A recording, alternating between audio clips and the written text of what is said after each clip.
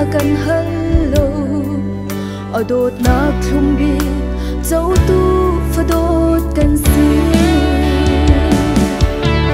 mít chắc cơn hen ở chân lại cần siêng lâu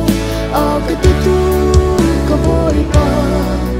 cần ôn nạp đi là kiến cần to về sim lo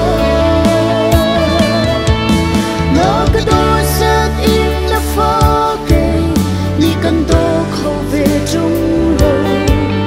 nó đốt nạp trong tu cái lấy ba si xem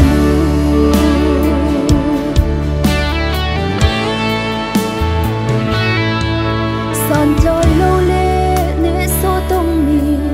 dây ở rê lâu si câu hân ni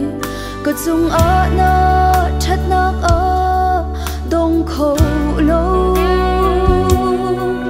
họ liên sim khô lâu tiếng ở thu nun in lam bi tiếng in ở pu hallelujah oh hallelujah mít chắc cơn vẫn ở chân lại cần siêng lâu ở cái tu có bồi pa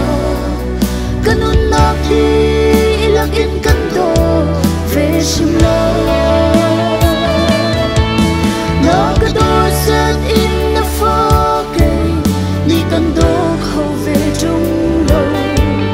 nó đốt nạp trong tu cái lấy ba si sẽ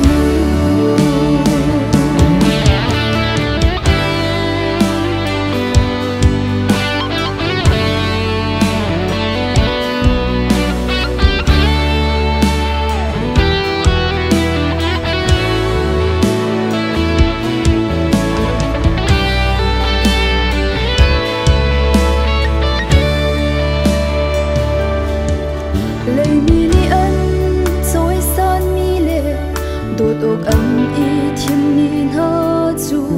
mùi độ mi phi mi liên ngân ân sĩ bồi Giêsu ni đốt ai thêm y ở trôi san mi phật đốt ha chu san lại lối mi arian truan